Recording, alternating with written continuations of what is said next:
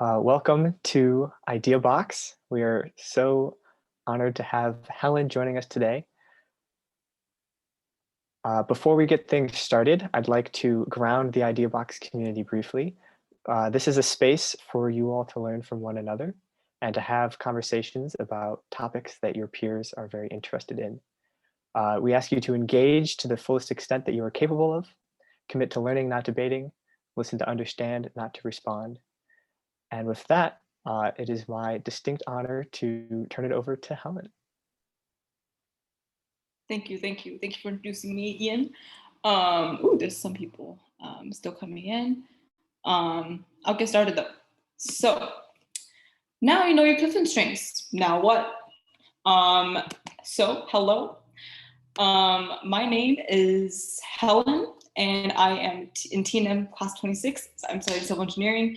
On campus, I'm involved in Engineers in Action Bridge program, American Society of Civil Engineers, and formerly in Reconstruct in Research Park as a virtual construction marketing intern. So I currently work for Caterpillar as a marketing intern, virtually in the Peoria office, and I'll be continuing working there over the summer. So the leadership, work, and life experiences that I'm so fortunate to have, they contribute to my top five CliftonStrengths. My top five are activator, ideation, strategic, adaptability, and command. And the experiences you've all had form yours. So today I'll be uncovering how CliftonStrengths have helped me personally and in working in teams, analyzing the CliftonStrengths dynamics between people in a real situation, and showing you all some stats from T&M class 27 and T&M class 25 and T&M class 26.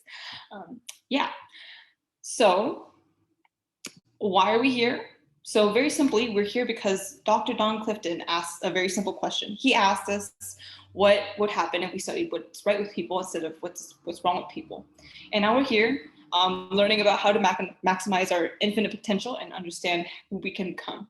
So this is basically a web test that classifies ways in which we naturally think, feel, and behave as unique individuals, and classifies that into 34 strengths. And so after a set of 177 questions, it tells you your top five, and it provides you some resources to help you leverage them in real life. So all T&M students, they take it with their cohort, and individuals from UC can take it through the Leadership Center if you're not in T&M. So before we jump into the importance of CliftonStrengths, how did you all initially react to your top five? Did you guys agree with your results? Did you look more into the meaning behind it? Or did you learn about yourself through looking at CliftonStrengths? So the Idea Box team will be helping me put you all into breakout rooms of 3 people. And so you guys can discuss and share ideas and opinions. And we'll see you all back in a minute, in 2 minutes. Hello to Stephanie.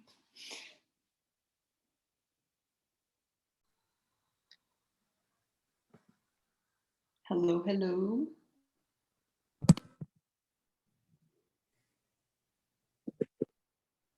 All right, is everyone back? All right. We'll move forward.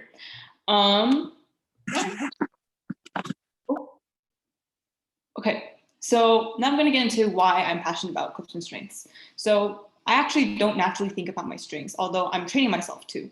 My immigrant parents, they raised me to notice and focus on improving my weaknesses in myself and the people around me and the projects around me and everything happening around me. So in order to become the best version of myself and in order to contribute the most to the world. So CliftonStrengths empowered me differently. Instead of empowering me to improve weaknesses, it taught me to focus on utilizing my own strengths and the strengths of those around me to the max for the greatest achievement and productivity.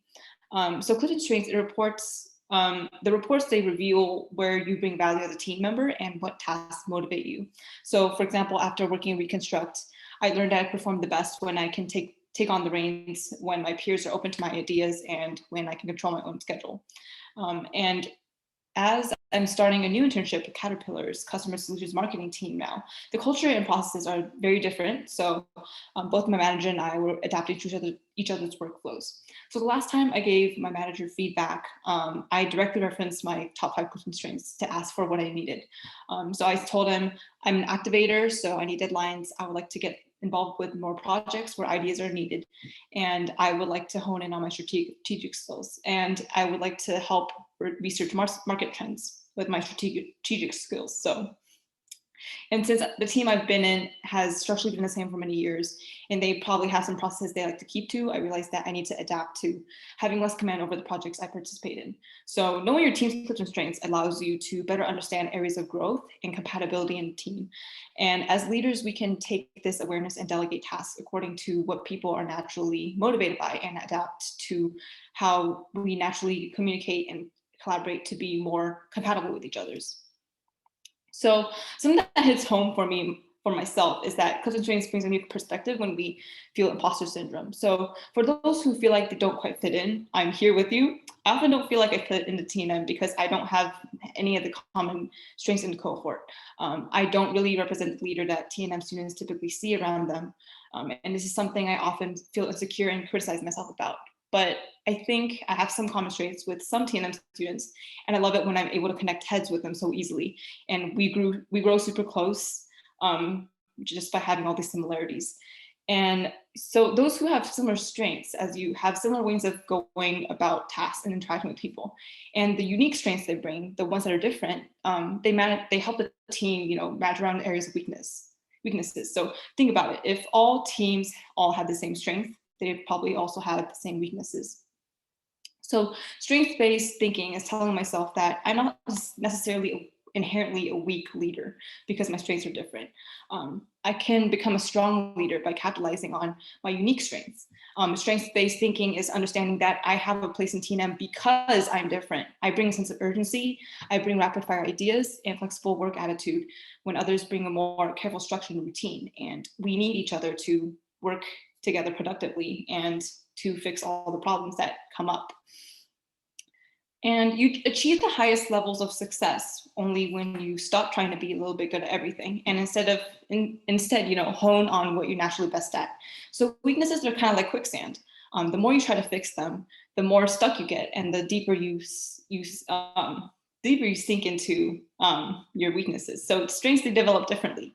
They're more natural and they're more fluid, the growth, when you invest effort into them. So the right approach for managing weaknesses is to simply account for them through a combination of awareness, responsibility, and strength-based strategies. So awareness and responsibility is a starting point. So ask yourself this: am I aware of how my weaknesses undermine my leadership and success? Am I willing to take responsibility for those actions, their consequences and impact? Then how can I use my strengths and the strengths of those around me to manage around those areas? So now you're probably thinking, okay, I get it. CliftonStrengths, they're helpful in many ways. So now I'm going to give everyone an example of a situation where the different dynamics of CliftonStrengths are at play. So 2 weekends ago, we had a TNM social and photo shoot at Frat Park. So Ian and I, we worked together to manage a photo shoot, and throughout the social, I analyzed every action and just my own thoughts, and I connected them to our top 5 strengths. So what's really interesting about our dynamic is that our most dominant strength is seemingly the opposite. So activator says do it until you get it right. So we're always like hitting the gas pedal. And then deliberative, they say do it when you get it right. So they're like hitting the brake pedal usually. So you see that this contrasting strength causes some tension at first, but it benefits us in decision making. So throughout the event. So this is a photo of us setting up the social. See Grace and we see Stephanie. She's in. So I split the scenario into 5 parts, like a story, and highlighted the actions, words, and thoughts that pertain to any of the given Clifton strengths. So the first part, talking about first impressions. So this was in the initial 5 minutes, we started working together as a team to take professional headshots. So we see our activator and deliberative sides rise to the surface of our interactions almost immediately. So when I quickly start taking photos at the first spot I find decent, my activator side is yelling. So when Ian comes in and suggests we slow down and explore more options and giving feedback on the background I chose, we see the deliberative and an analytical side taking center stage. So this is the first headshot I took during social. You'll see over time that they look better. So this is when our differences become more emphasized. So our activator and deliberative strengths are still competing for the spotlight. I'm finding solutions via ideation and active trial and error, and Ian is finding solutions via a more thorough and careful approach. And then here is when our differences reach a climax. So I'm starting to feel frustrated by the pace that we're moving at. And for me, we're going too slow, and maybe for him, we might be going too fast. So I suggest that Ian take the camera and show me his vision for what the photos should look like.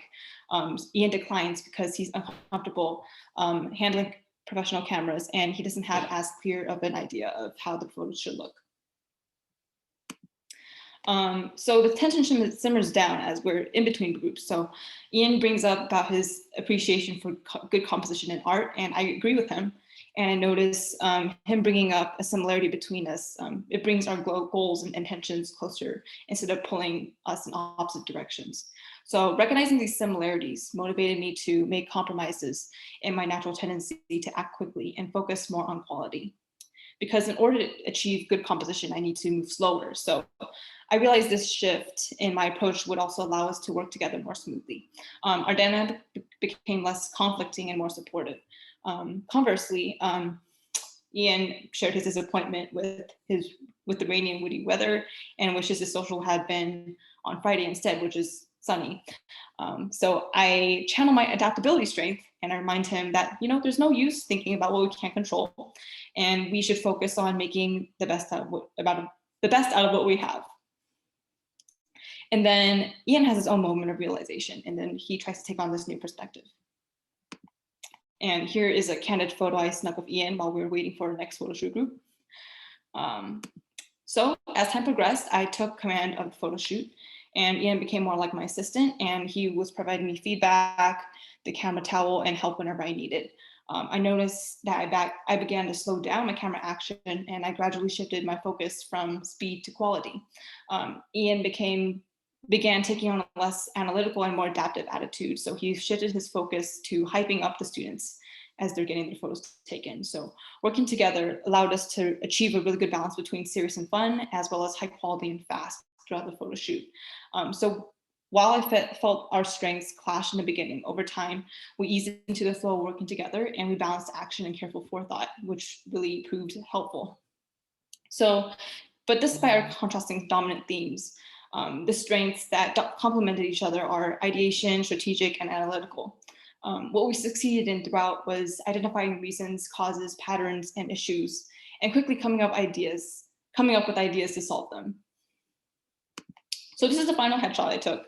As you can see, thanks to Ian's help, it looks much more professional and looks much more clean. All right, so this is the cohort data that I know some of you have been waiting for. This is the data for class 25 and class 26. And once we receive class 27 data, I'll help analyze them too. Actually, you can reach out to me later if you want to get involved with CliftonStrengths data analysis. Happy to teach more people how to do this and learn more about CliftonStrengths.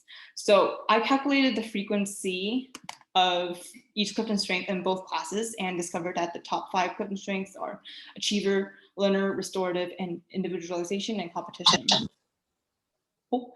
And this matches the quality of the T&M students. We're definitely some of the highest achieving students in our respective colleges, and some of us are involved with so many RSOs, research, internships, and maintain really high standards for academics as well. So for learner strength, a lot of T&M students, we're very naturally curious, and we have a desire to learn and continuously improve. We love to maximize our opportunities to experience something new. For restorative strength, many of us are problem solvers, whether that's technical problems, financial problems, management problems, and so on. So it's at the heart of innovation to never really be satisfied with the present. So we're constantly diagnosing problems and solving them to beat the competition, which is not something else that we have a lot of strengths in. So most of us gone to T&M for being the very best in what we do, right? And so for the individualization strength, many T&M students, we also enjoy learning about what makes other people unique, and getting to know people at the core to build better relationships with them. So here's an example of a CliftonStrengths set for 15 students. So you're probably wondering what all these colors for each cell means. So these are the 4 domains of CliftonStrengths. So there are 34 total CliftonStrengths, and there are 7 to 8 strengths per domain. So people with executing strengths can be counted on making things happen. People with many thinking strengths are the brains that really absorb and process the information for decision making. People with many relationship building strengths have the ability to build strong relationships that can hold the team together. People with many influencing strengths are the ones who motivate the team. So executing and thinking strengths are task oriented, relationship building and influencing strengths are people oriented. So notice how our domain colors to make up a mosaic on the page. It just shows how diverse we are as a cohort. You'll see in T&M teams that each person has the potential to bring incredible value to the goal and deliverable with their unique set of strengths. And one misconception I'd like to bring up is that your other 29 strengths that don't make it to your top 5, they're not weaknesses. Similarly, if you're missing 1 or 2 domains in your top 5 strengths, it's not necessarily weakness either. So you just probably don't lead with them as much as your top 5, and you're probably not as motivated by them as your top 5. Also, oftentimes the margins that decide the ranking are very sensitive. You know, your 6th, 7th, and 8th strengths could be just as important as your 3rd, 4th, and 5th strengths.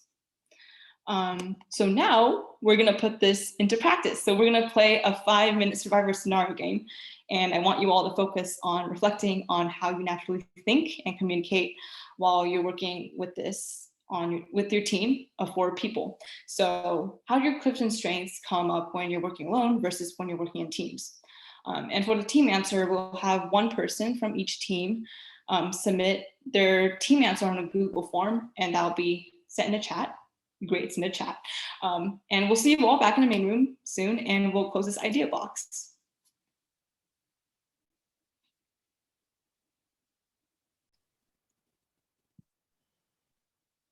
Hello, everyone, welcome back.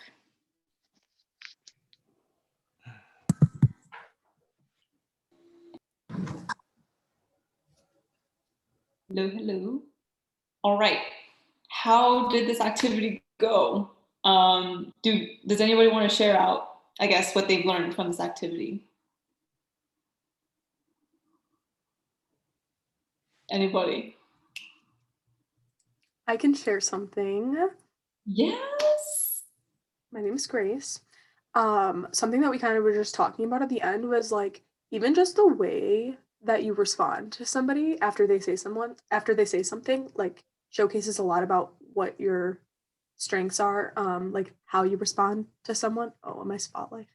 And just like your mannerisms in doing so can showcase a lot about your strengths too.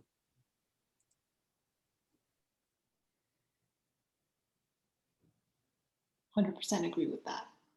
It really shows up in, the way you naturally do things. For sure. Anyone else have anything to share?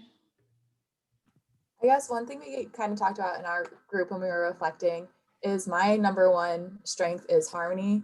And so it's basically kind of making sure everyone, I guess, like gets along, and there's like, you know, smoothing out disagreements in the group. And so I feel like, I don't know, I kind of realized myself doing that throughout, like asking like questions like, oh, does everybody agree with this kind of thing? And making sure everybody had their input. And in case anyone had any dissension, that it was like brought up type of thing instead of just like smoothed over. Love that, love that. Definitely seeing your dominant strengths coming to the top and really helping out the team the most. Amazing. I'm glad you guys learned something. This is the last slide of my idea box. This next slide is you and your team winning with your strengths.gif. Now we got that. Okay. All right. Thank you all so much for coming to this idea box. I hope you all learned something valuable today. This meeting is recorded, so you guys can watch it later. And thank you so much for thank you so much to the Idea Box team for helping me prepare this and giving me the platform to do this. I really had fun making this, and please don't hesitate to reach out to me. Actually, please, everyone reach out to me if you want to learn more about CliftonStrengths. If you want to talk about it, I love talking about CliftonStrengths. I just love personality tests in general. So you can even talk to me about Myers-Briggs or whatever. But anyways, that's going off topic. Thank you all so much for coming, and have a great night, and enjoy the snow. Enjoy the snow. If you want to enjoy the snow, you don't have to enjoy it. But yeah. Thank you. Thanks, Ellen. Bye.